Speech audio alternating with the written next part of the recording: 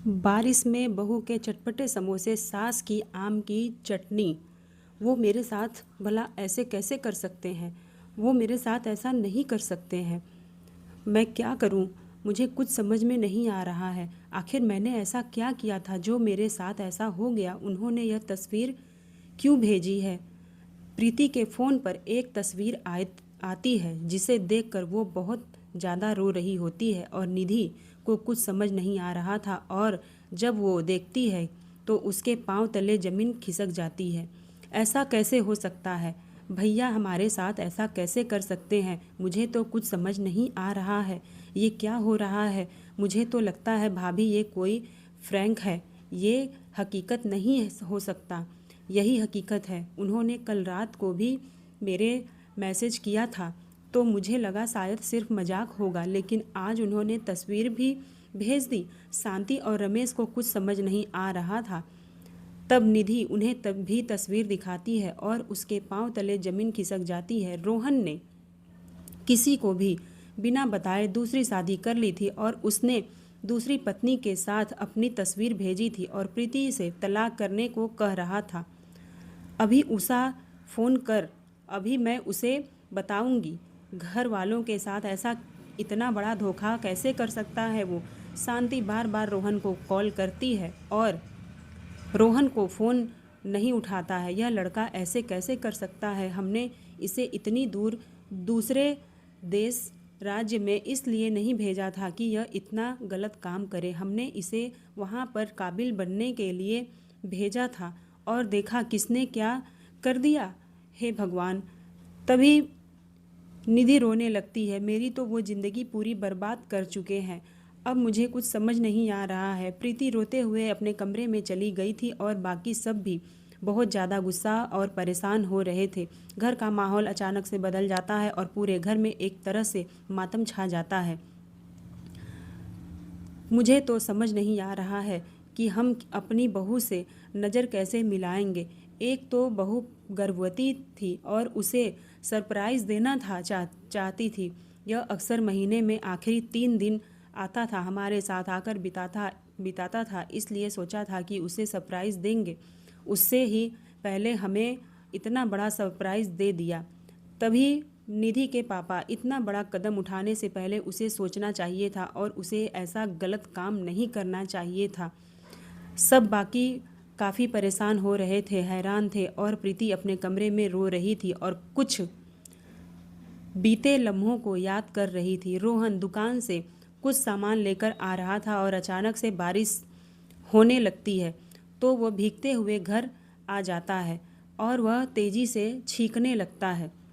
तभी निधि, अरे आपको तो सर्दी लग गई। जरा सी बारिश में इतनी सर्दी लग गई आपको? क्या कर सकते हैं, अब तो सर्दी लगी चुकी है और इसे भगाने का सिर्फ एक ही उपाय है। तभी निधि, ऐसा क्या उपाय है? अगर तुम्हारे हाथ के गर्मा गर्म चटपटे समोसे खा लेता तो सारी सर्दी भाग जाती। हाँ तो ठीक है ना, इसी बात पर ध्यान दीजिए। हमारे लिए समोसा बना दीजिए, बढ़िया मस्त गर्मा गर्म चटपटे समोसे। हम यह सब तो बहाना है आपको, बस यूं ही समोसे खाने का, हमारे हाथ के चटपटे समोसे खाना है। तभी पीछे से निधि, शांति और रमेश भी आ जाते हैं। यह फरमाइश तो आपने बहुत अच्छी की है भैया, क्योंकि मेरा भी बड़ा मन हो रहा था कि मैं भी भाभी के हाथ के चटपटे समोसे खाऊं। फिर चटपटे समोसे खाकर तो मज़ा ही आ जाएगा। हाँ बहू, तुम इतने बढ़िया चटपटे समोसे बनाती हो ना कि सच में एकदम बारिश में पकोड़े की जगह तुम्हारे हाथ के चटपटे समोसे ही याद आ जाते हैं। चलो अब जल्दी से बना दो। देखा, अब तो घर में हर कोई मेरी तरफ है। अब तो तुम्हें बनाने ही पड़ेंगे। हाँ, समोसे तो बनकर तैयार भी हो गए हैं। और क्या, जब तक तू दुकान पर गया था ना और आया, बाकी सब टीवी देख रहे थे, तब तक बहू ने हम सबके लिए चटपटे समोसे बनाकर तैयार कर दिए हैं। अरे वाह, तब तो मज़ा ही आ जाएगा। पहले ही हमारी फरमाइश को अच्छे से पूरा कर दिया जा रहा है तो बड़ी कमाल की बात है। उसके बाद सब बारिश में चटपटे समोसे खाते हैं और चटपटे समोसे का मज़ा लेते हुए सब टीवी देख रहे होते हैं। वाह, ये चटपटे समोसे खट्टी मीठी चटनी के साथ तो सच में बहुत ज़्यादा अच्छे लगते हैं। मान गए। ये इमली की लाल चटनी खाकर मज़ा ही आ गया। हाँ बेटा, मुझे भी यह खट्टी मीठी चटनी चटपटे समोसे के साथ ज़्यादा अच्छी लगती है, लेकिन मुझे तो चटपटे समोसे तीखी चटनी के साथ ही खाने में अच्छा लगता है। यह धनिये की चटनी बहुत अच्छी लगती है। इस तरह सब खुश थे और अगले दिन रोहन बैग पैक करके फिर से काम पर जाने के लिए दूसरे शहर के लिए निकल जाता है। तभी रोहन, मेरा तो जाने का भी मन नहीं कर रहा है अब पूरा, फिर भी 1 महीने बाद आऊँगा। आपके बिना हमारा भी यहाँ पर मन नहीं लगता है। क्यों ना आप भी यहीं रहकर कहीं आसपास किसी कंपनी में नौकरी कर लेते। यकीन मानो मैं यहीं पर जाना चाहता हूँ, पर वहाँ पर नौकरी करना ज़्यादा बेहतर होगा, इसलिए मुझे वहाँ जाना ही होगा। इस तरह रोहन हर महीने के आखिरी में 3 दिन अपने परिवार के पास आया करता था, लेकिन जब अगली बार वो गया तो उसका व्यवहार कुछ बदला बदला लग रहा था। जब रोहन आया तो उसका मूड बड़ा खराब था और प्रीति खुश होकर उसके पास आई। आप आ गए, मुझे बहुत खुशी हुई। चलिए जल्दी से हाथ मुंह धो लीजिए और पहले आपके लिए गर्मा गर्म चाय नाश्ता लगा देती हूँ मैं। हाँ ठीक है। लेकिन रोहन को कुछ समझ नहीं आ रहा था। आपके पसंदीदा सब्जी घिया कोफ्ते बन गए हैं। ठीक है, इतना कहकर मुंह बनाकर रोहन वहाँ से चला जाता है और यह व्यवहार देखकर प्रीति को बड़ा अजीब लगता है। तभी शांति भी दूसरी तरफ एक गोल कुंडी के अंदर आम की चटनी तीखी चटनी बना रही होती थी और उसमें कुछ कच्चे आम और कुछ पक्के आम का थोड़ा सा रस भी डालती है और साथ में हरी मिर्च लहसुन और कुछ बड़े कट्टे प्याज डाल दिए थे और उन्हें अच्छे से कूट रही होती है। तभी निधि एक भाभी के हाथ के बढ़िया चटपटे समोसे और एक आपके हाथ के आम की चटनी, इन दोनों के आगे तो बाकी किसी चीज़ का मुकाबला करना बेकार है। माँ जल्दी से आम की चटनी बना दो, बहुत तेज़ से भूख लग रही है, मुंह में पानी आ रहा है। हाँ हाँ रुक जा, सब्र कर। आम की चटनी खाने के लिए उसे बड़ी विनम्रता से और अच्छे से कूटना पड़ता है। जब तक सब कुछ अच्छे से मिक्स नहीं होगा तब तक उसका कोई स्वाद भी नहीं आएगा। आज मैंने चटनी ज़्यादा बारीक और पतली भी बनाई है, थोड़ा मोटा दानेदार रखा है, तभी घिया से साथ इसे खाने का असली मज़ा आएगा। मुझे तो हैरानी होती है मम्मी जी की एक ही आम की आप कई तरह की चटनी बना देती हैं, इतने अलग अलग तरीके से बना देती हैं, चटनी का एक अलग ही कॉम्बिनेशन बन जाता है। यही तो कलाकारी होती है एक कारीगर की हाथों की। इस तरह घर में खुशी का माहौल हो जाता है। वो सब खाना खा रहे थे, लेकिन रोहन एक अलग ही सोच में डूबा हुआ था। तभी रोहन की माँ, क्या बात है बेटा, तुझे खाना अच्छा नहीं लग रहा है क्या, या फिर कोई और चिंता कर रहा है? सब ठीक है ना? रोहन गुमसुम लग रहा था और नहीं माँ, कोई बात नहीं है। फिर शाम को बारिश हो रही थी और प्रीति घर के बाहर सामान लेने गई थी।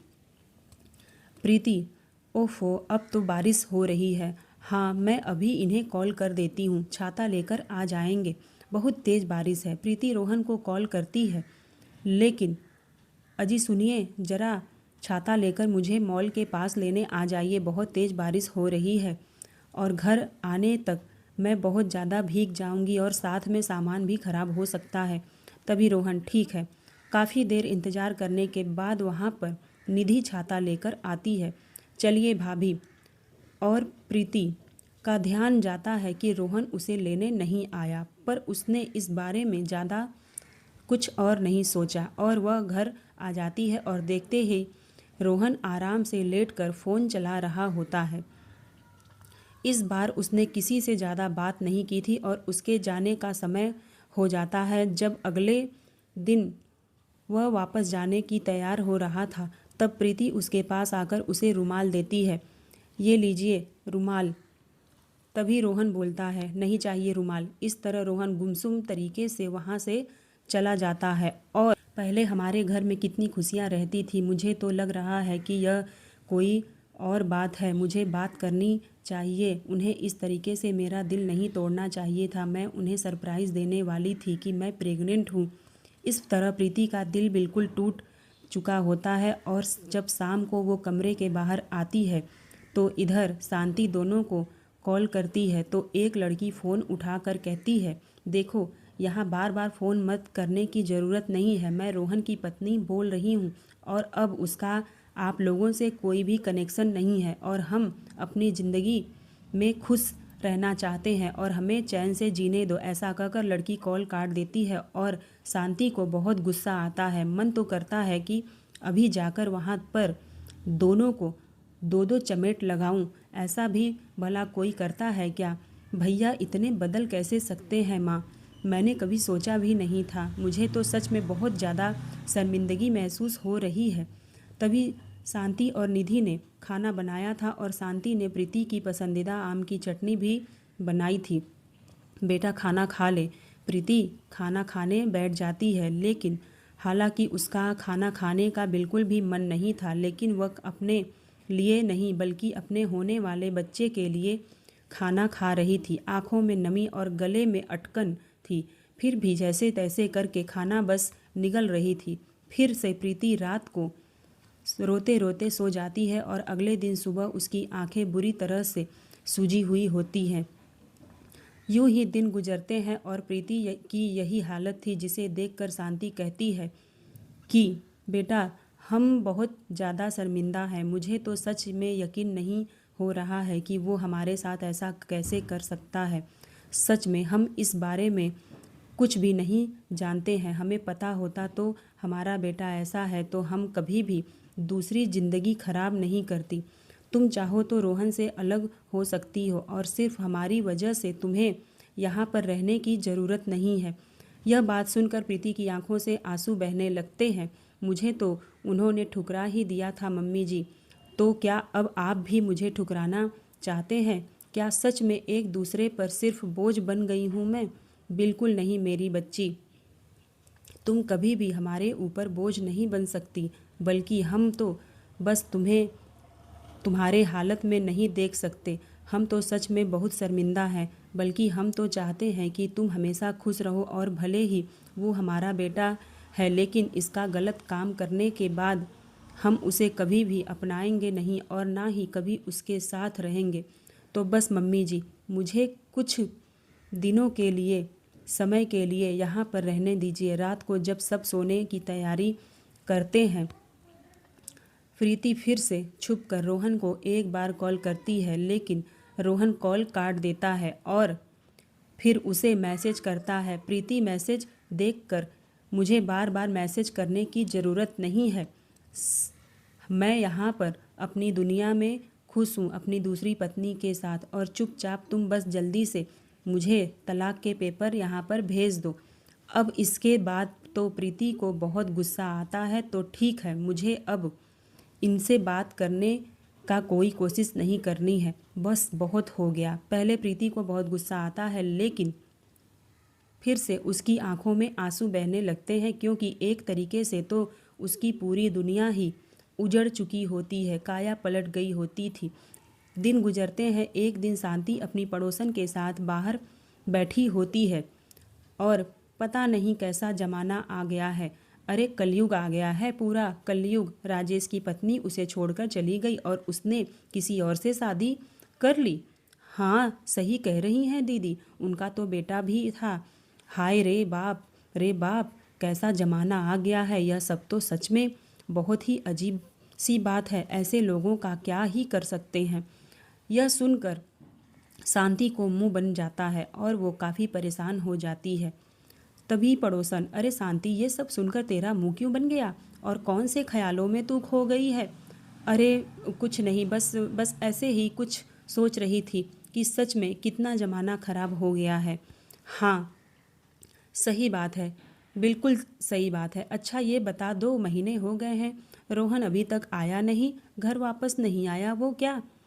अरे आ जाएगा, वो थोड़ा वो काम में बिजी हो गया है और आजकल तेरी बहू का चेहरा भी कुछ उखड़ा उखड़ा है।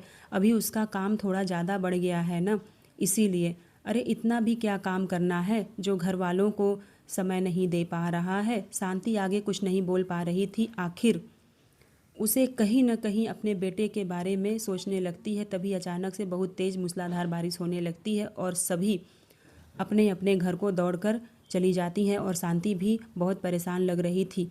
तभी शांति के पति, अरे क्या बात है, तू इतना परेशान क्यों लग रही है? शांति सारा किस्सा सुना देती है कि जो पड़ोसन ऐसे कह रही थी, यह तो सबसे ज़्यादा परेशान होने की बात है।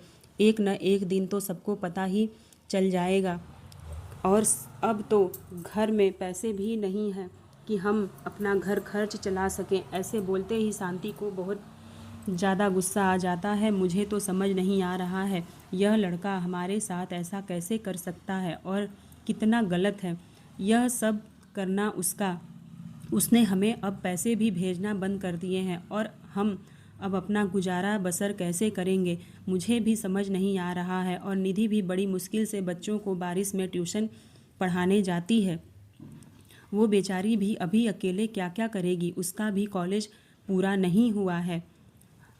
हाँ, यह सब कुछ प्रीति ने सुन लिया था और वहीं दूसरी तरफ बारिश में निधि बड़ी मुश्किल से गली को पार करके जा रही थी क्योंकि सड़क पर बहुत ज़्यादा पानी भरा हुआ था। सच में बारिश के मौसम में कितनी परेशानी होती है। एक तरफ तो हर रोज़ बारिश होती रहती है और दूसरा कभी पानी भर जाता है और कभी कुछ हो जाता है। इस तरह परेशान होते हुए निधि बच्चों को ट्यूशन पढ़ाने जाती है, लेकिन फिर भी ज़्यादा कुछ खास फ़ायदा नहीं होता है क्योंकि अब उनका घर खर्च चलाने में भी उन्हें परेशानी होने लगती है। आज आपके लिए खाने में 2 रोटी और प्याज नमक है, बाकी राशन खत्म हो चुका है। सब चुपचाप खाना शुरू कर देते हैं। आखिर इसके अलावा और कोई क्या ही कहता। अगले दिन रमेश भी भारी बारिश में काम के लिए जाता है, लेकिन उसे कहीं पर भी काम नहीं मिलता है। जब वो घर आता है तो काफ़ी थक भी जाता है। पता नहीं हमारे साथ ज़िंदगी में अभी और कितने दुख लिखे हुए हैं, क्या क्या होना बाकी है। मैं तो सच में परेशान हो गया हूँ अपने बेटे से। अब तो कुछ समझ नहीं आ रहा है। उसे अपना बेटा कहने में भी शर्म आ रही है। मुझे तो सबसे ज़्यादा अपनी बहू के लिए बुरा लग रहा है। मैं उसे बिल्कुल भी उदास नहीं देख सकती। उसने हमारे लिए कितना कुछ किया और हमें वैसे भी किसी की बेटी का दिल नहीं दुखाना चाहिए। वहीं दूसरी तरफ प्रीति भी जगह जगह काम ढूंढ रही थी और आखिरकार उसे एक घर में काम मिल जाता है। तो ठीक है, तुम कल से यहाँ पर काम शुरू कर दो। ठीक है मालकिन, पर तुम्हें खाना तो अच्छे से बनाना आता है ना? जी मालकिन, मैं सब कुछ अच्छे से बना लेती हूँ, मैं सब काम कर लूँगी अच्छे से, बस आप मुझे काम दे दीजिए। ठीक है, तुम कल से काम शुरू कर दो। उसके बाद प्रीति घर आ जाती है और प्रीति को आता देखकर उसके सास ससुर, अरे बेटा तुम कहाँ बाहर चली गई थी, वो भी हमें बिना बताए? बस मम्मी जी, मैं अपने काम में ढूंढने गई थी और मुझे आखिरकार काम मिल भी गया। अरे बेटा, तुम्हें परेशान होने की कोई ज़रूरत नहीं है। आखिर तुम इस हालत में काम कैसे करोगी? तुम चिंता मत करो, ससुर और काम ढूंढ रहे हैं तुम्हारे, और हम भी कोशिश करेंगे कि हमें भी कहीं न कहीं कुछ काम मिल जाए। तुम्हें परेशान होने की कोई ज़रूरत नहीं है। आप दोनों को काम नहीं करने दे सकती हूँ मैं। बारिश का मौसम है, वैसे भी जोड़ों की प्रॉब्लम है, इसलिए आप चिंता मत कीजिए। मुझे एक बहुत ही अच्छी जगह काम मिल गया है। लेकिन बेटा, हम नहीं चाहते कि तुम्हें इतनी परेशानी हो। भला काम करने में कैसी परेशानी? पिताजी आप चिंता मत कीजिए, मैं काम अच्छे से कर लूँगी और आप लोग प्लीज़ हमें मना मत कीजिए। मैं जितना बिजी रहूँगी उतना ही मेरा दिमाग भी शांत रहेगा। हालांकि शांति और रमेश प्रीति को काम करने के से मना करते हैं, लेकिन प्रीति यह बात नहीं मानती है और वह अगले दिन से ही काम करना शुरू कर देती है। प्रीति वहाँ पर काफ़ी अच्छा काम करती थी। तुम तो अपना काम बहुत अच्छे से करती हो। शाबाश जी, शुक्रिया। उसके बाद प्रीति बाकी काम करने लगती है और वह किचन में जाती है। भी श्रृंगार नहीं किया है, एक सिंदूर भी नहीं लगाया है और इतनी उदास रहती है। आखिर क्या बात हो सकती है? प्रीति चुपचाप अपना सारा काम कर लेती है और रात को घर वापस आ जाती है। यूं ही दिन गुजरते हैं। एक दिन बहुत तेज़ बारिश हो रही थी और उस दिन प्रीति की छुट्टी थी। तब उनके घर पर एक पड़ोसन आती है और शांति, क्या बात है, आजकल देख रही हूँ तू भी घर से बाहर नहीं निकल रही है।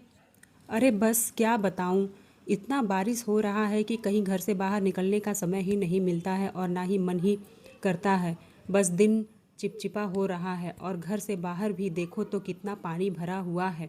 ऐसा हो तो अच्छा, अपनी बहू से बोलकर आज बढ़िया सी चाय और साथ में गर्मा गर्म आम की चटनी और समोसे बनवा दे। मेरा खाने का बड़ा मन हो रहा है।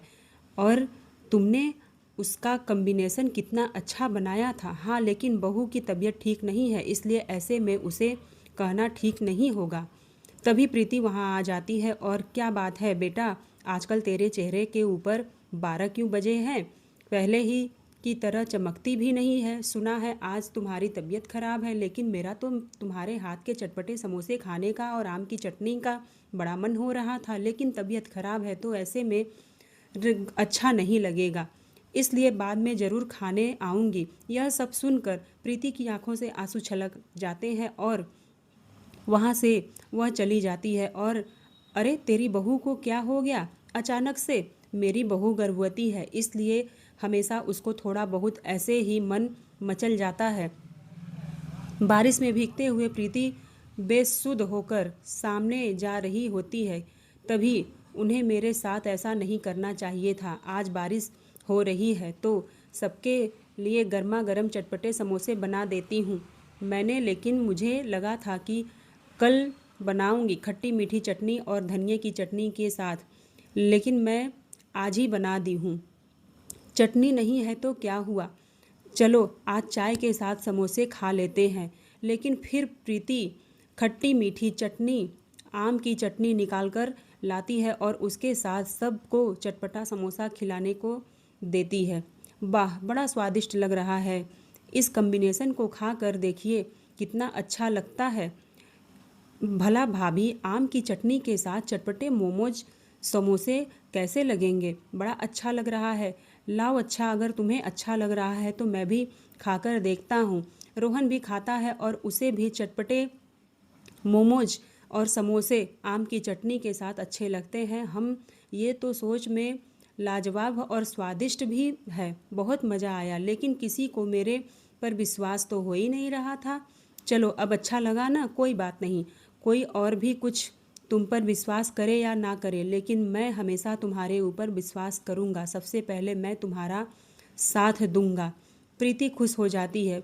इसी तरह प्रीति बारिश के मौसम में उदास होकर जा रही होती है और रोहन के बारे में सोचते हुए आंखों में आंसू भरे होते हैं। साथ में उसके चेहरे पर बारिश की बूंदें टपक रही थी। अचानक से फुल स्पीड में सामने से गाड़ी आ रही थी, लेकिन जल्दी से सुनीता प्रीति का हाथ पकड़कर उसे साइड में खींच लेती है और उसे बचा लेती है। अरे ये तुम क्या कर रही हो प्रीति? आखिर तुम्हारा ध्यान कहाँ था? अगर कुछ बड़ा हादसा हो जाता तो क्या होता? मुझे इन सब चीज़ों की कोई परवाह नहीं है। प्रीति रोने लगती है और सुनीता समझ जाती है कि प्रीति बहुत ज़्यादा परेशान है, इसलिए वो उसे लेकर अपने घर आ जाती है। और उसके बाद प्रीति सुनीता को सारी बात बता देती है, जिसे सुनकर सुनीता को बहुत बुरा लगता है। मैं समझ सकती हूँ कि तुम्हारे ऊपर क्या बीत रही है, लेकिन तुम्हें ज़रा होश में काम लेना चाहिए। इस तरीके से तुम्हारी और तुम्हारी बच्ची होने वाले बच्चे की ज़िंदगी खराब हो जाएगी। ऐसे इंसान के लिए अपनी सुध नहीं खोनी चाहिए, जिसे तुम्हारे होने का और ना होने का कोई फ़र्क ही नहीं पड़ता है। देर बाद प्रीति घर वापस आ जाती है और इस वजह से शांति बहुत ज़्यादा परेशान हो गई थी। बेटा तुम कहाँ चली गई थी? तुम्हें पता है हम सब कितने परेशान हो गए थे। जी मम्मी जी, मुझे माफ़ करना, लेकिन मैं अब ठीक हूँ। शांति भी प्रीति को कभी अकेला नहीं छोड़ती थी। वो हमेशा उसके साथ रहती थी और उसका बहुत अच्छे से ध्यान रखती थी।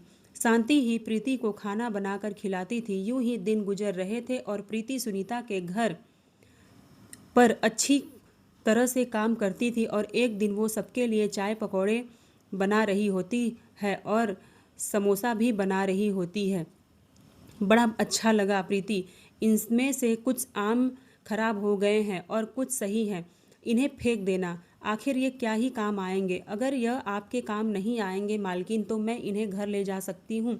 हाँ ठीक है, और तुम चाहो तो थोड़े बहुत आम और ले जा सकती हो। उसके बाद प्रीति आम लेकर घर आ जाती है और उसका चटपटे समोसे और आम की चटनी खाने का बड़ा मन हो रहा था, इसलिए शांति उसके लिए आम की चटनी बनाती है और साथ में प्रीति सबके लिए चटपटे समोसे बना रही होती है। उसने सबसे पहले उबले हुए आलू में नमक मिर्च मसाला डालकर और साथ में थोड़े से प्याज भी छोटे छोटे बारीक काट कर और उन्हें भून कर उसके अंदर मिक्स कर दिया। साथ में उसने मसाला और हींग और बाकी सारे खड़े मसाले भी डाल दिए और उसके बाद सभी मसालों को अच्छे से मिक्स करके उसने मैदे की लोई बनाकर उसे मोमोज की शेप देकर उसमें सारी फिलिंग भर देती है। गर्मा गर्म तेल में तल दिया।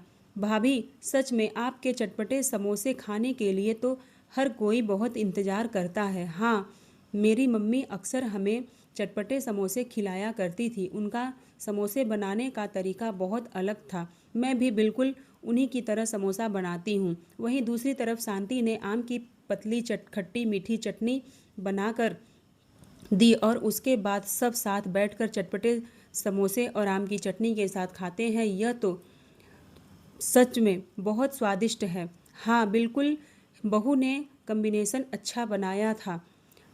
सब चटपटे समोसे और आम की चटनी खा लेते हैं। अगले दिन प्रीति सुनीता के लिए कुछ आम की चटनी लेकर जाती है और उसके लिए वहाँ पर गर्मा गर्म चटपटे समोसे बनाती है और जब सुनीता यह कॉम्बिनेशन खाती है तो उसे भी बहुत स्वादिष्ट लगता है।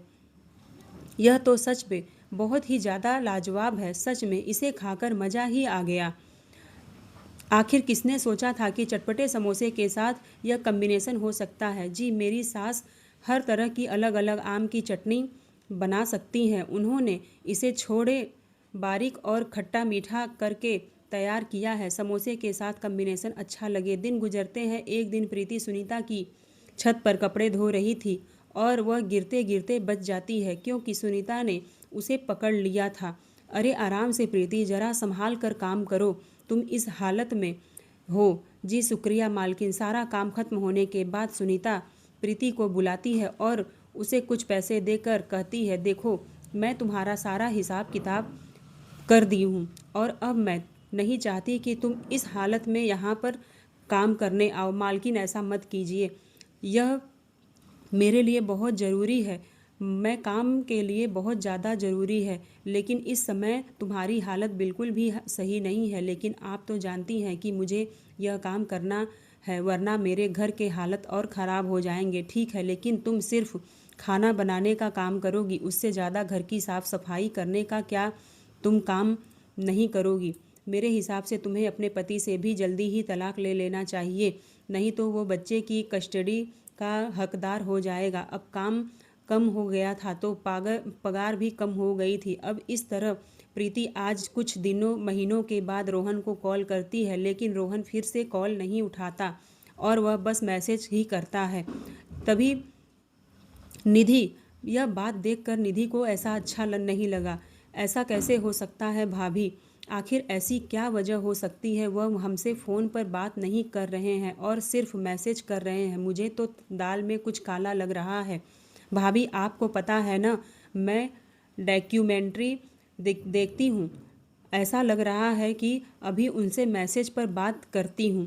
ठीक है भाभी, आप मैसेज से ही बात करिए। प्रीति रोहन को मैसेज करती है और रोहन का मैसेज आता है, ठीक है तुम मुझे डिवोर्स पेपर भेज देना और मैं तुमसे कॉल पर बात नहीं कर सकता। यह सब प्रीति को बहुत अजीब लगता है। हम सच में यह काफ़ी अजीब लग रहा है। दिन गुजरते हैं और एक दिन निधि ने जब अनरोल नंबर से रोहन को बार बार कॉल किया तो किसी और लड़के ने कॉल उठाया था। अरे रोहन, तुम फ़ोन क्यों नहीं उठा रहे हो? क्या तुम इतनी जल्दी अपने दोस्त को भूल गए? यहाँ पर कोई रोहन नहीं रहता है। किसी और की आवाज़ सुनकर, यह बात सुनकर निधि को बहुत बड़ा झटका लगता है। वहीं दूसरी तरफ सुनीता ने प्रीति के लिए एक काम दिया था।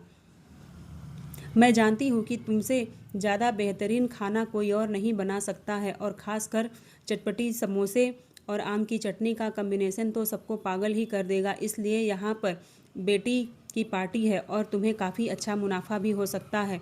तुम खाना बना सकती हो। शुक्रिया मालकिन, ठीक है मैं बना दूंगी। इतना कहकर प्रीति वहाँ से चली जाती है और कुछ दिन बाद एक पार्टी में जाकर उसे चटपटे समोसे और आम की चटनी बनानी पड़ती है और साथ में थोड़ा बहुत खाना भी बनाना पड़ता है।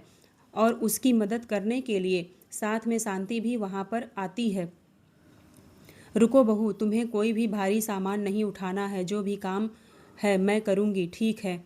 तुम सब आराम से वहाँ पर बैठकर खाना खाओ। इस तरह दोनों सास बहू बहुत मेहनत कर रही होती है और सभी लोग खाने से इतना ज़्यादा खुश हो जाते हैं कि वहाँ के मालिक उन्हें तय कीमत के साथ कुछ बोनस टिप भी दे देते हैं। फिर ऐसे ही आपका खाना सच में बहुत स्वादिष्ट था, इसलिए हम आपको बोनस दे रहे हैं।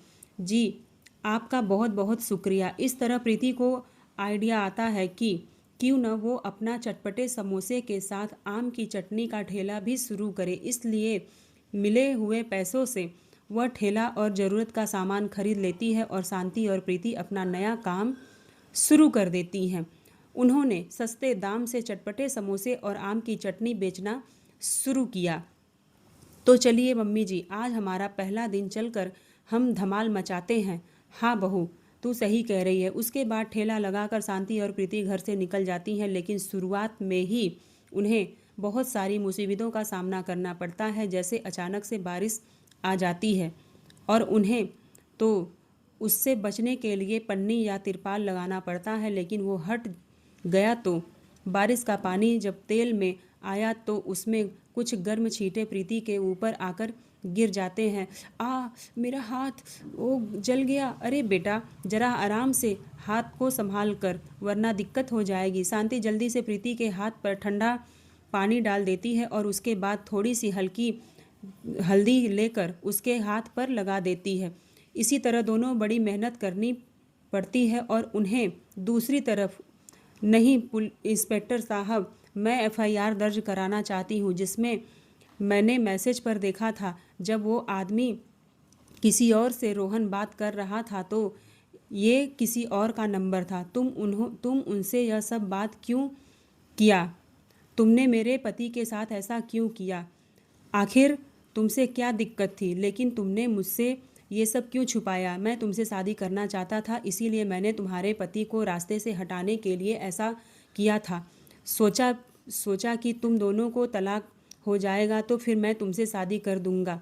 उसके बाद पुलिस एफआईआर दर्ज करती है, उसे गिरफ्तार करके ले जाती है और यह सब देखकर बाद में प्रीति के पांव तले जमीन खिसक जाती है। इसका मतलब हमारे पति, चिंता मत कीजिए, उन्हें हम लोग पता लगा लेंगे। आपके पति ने जान बचाने के लिए नदी में कूद गए थे और इसलिए हो सकता है कि वह एकदम अभी ठीक होंगे और हम उनकी जांच पड़ताल कर रहे हैं। कुछ दिन बाद दूसरे स्टेट के ऑफिसर से कनेक्ट करने के बाद पता चलता है कि रोहन एक गांव के लिए एक परिवार के पास रहता था। उसकी याददाश्त चली गई थी और उन लोगों ने उसकी जान बचाई थी। रोहन को वहां से वापस लाया जाता है, लेकिन रोहन को याद कुछ भी नहीं रहता है। पुलिस वाले रोहन को घर लाते हैं। इन्हें आराम से और प्यार से रखिएगा, इन्हें कुछ भी याद नहीं है। जब यह यहाँ पर सबके साथ रहेंगे तो हो सकता है इनकी याददाश्त लौट आए। रोहन को कुछ भी याद नहीं था, इसलिए वो किसी से भी कोई बात नहीं करता था, लेकिन पूरा परिवार भावुक हो रहा था क्योंकि उन्होंने इतने समय से रोहन को गलत समझा और पता नहीं इतने समय से मेरे बच्चे ने क्या क्या झेला होगा। बिल्कुल मम्मी जी, हमने उनके ऊपर भरोसा नहीं किया, जबकि हमने बाकी सब झूठ पर विश्वास कर लिया। कितने सारे हमारे सामने यह सब बहुत हो गया, लेकिन मुझसे सबसे ज़्यादा खुशी की बात है कि हमारा बच्चा सही सलामत वापस आ गया। बस अब इसकी याददाश्त भी वापस आ जाए तो बहुत अच्छा रहेगा।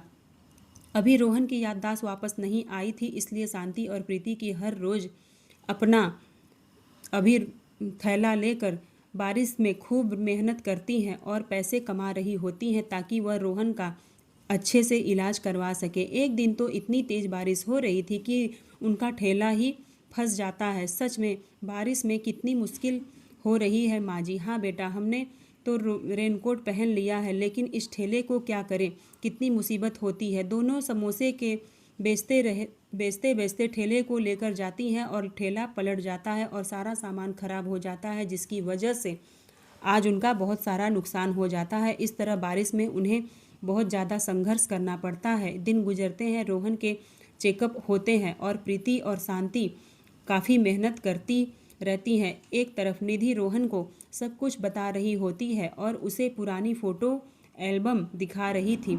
इस दिन आप दोनों पहली बार मिले थे भैया, और दोनों के बीच गलतफहमी हो गई थी, लेकिन आप दोनों की जोड़ी बहुत अच्छी है। दोनों एक दूसरे की परवाह भी करते थे। मुझे दुख है कि आपकी याददाश्त चली गई हमसे। मुझे छुटकी कहते थे आप। अच्छा, अभी अभी 2 महीने बाद ही आपकी शादी हुई थी। जब प्रीति और शांति चटपटे समोसे बेचती हैं तो चटनी, आम की चटनी के साथ बहुत सबको अच्छा लगता है और उनका कारोबार बहुत अच्छे से चलता है। एक दिन वह घर आती हैं तो रोहन दाल बाटी चूरमा बनाया था। हाँ, मुझे यह सब याद आ गया है और इसलिए सबके लिए यह मैंने बनाया है। मुझे हर रोज़ निधि कई सारी बातें बताती थी, जिसकी वजह से मुझे फ्लैशबैक आता और फिर सपने भी आते। धीरे धीरे सब कुछ याद आने लगा। भगवान का लाख लाख शुक्र है कि सब कुछ ठीक हो गया और रोहन को सब कुछ याद आ गया। धीरे धीरे सब याद आ गया। मुझे भी खुशी है कि सब ठीक हो गया। सच में भगवान की अति कृपा है कि मुसीबत आई लेकिन फिर भी कोई नुकसान नहीं हुआ। हाँ, तो चलिए इसी खुशी में सबसे पहले सभी दाल बाटी चूरमा खाते हैं और फिर चटपटे समोसे और साथ में आम की चटनी भी खाते हैं। आज हम सब बाहर चौखट पर बैठकर खाएंगे और साथ में बारिश का आनंद भी लेंगे। इस तरह सब घर के बाहर बनी दहलीज पर बैठकर एक साथ मिलकर खाना खा रहे होते हैं और साथ में बारिश का मज़ा लेते हैं। बहुत दिनों के बाद परिवार में फिर से खुशियाँ लौटती हैं। यूं ही दिन गुजरते हैं। आज रोहन इंटरव्यू देने के लिए जा रहा है। All the best. अब से मैं यहीं पर काम करूँगा। तुम पहले कहती थी कि यहीं पर काम करिए, पर मैंने सुना नहीं। चलिए कोई बात नहीं, देर आए दुरुस्त आए। मुसीबत ही नहीं आती, ऐसा नहीं होता। हमारा हाथ नहीं होता और हमारा बस बिल्कुल भी मन नहीं था, नहीं पड़ता इससे। इसलिए जो बीत गया सो बीत गया, उसे हमें भूल जाना चाहिए और अब हमें नई ज़िंदगी शुरू करनी चाहिए। ठीक है, अब मैं फिर से अपना काम शुरू कर रहा हूँ, तो तुम्हें अब ज़्यादा काम करने की ज़रूरत नहीं है। सभी को हमारे हाथ के चटपटे समोसे और आम की चटनी अच्छी लगती है, इसलिए यह काम मैं करना चाहती हूँ। रोहन अपने काम पर चला जाता है और प्रीति और शांति भी अपने काम पर। अरे, आपने आज पूरे दिन के बाद, कई दिन के बाद ठेला लगाया है। बारिश में तो मुझे बहुत याद आ रही थी आपके समोसे और आम की चटनी की। हाँ बेटा, कुछ दिक्कत हो गई थी इसीलिए नहीं लगा रही थी। मुझे बहुत ज़रूरी काम आ गया था, लेकिन चिंता मत कीजिए, आप अब आपसे आगे जल्दी से ही ठेला लगाऊंगी। बिल्कुल लगाना चाहिए, हम सब ग्राहक आपका इंतज़ार करते थे।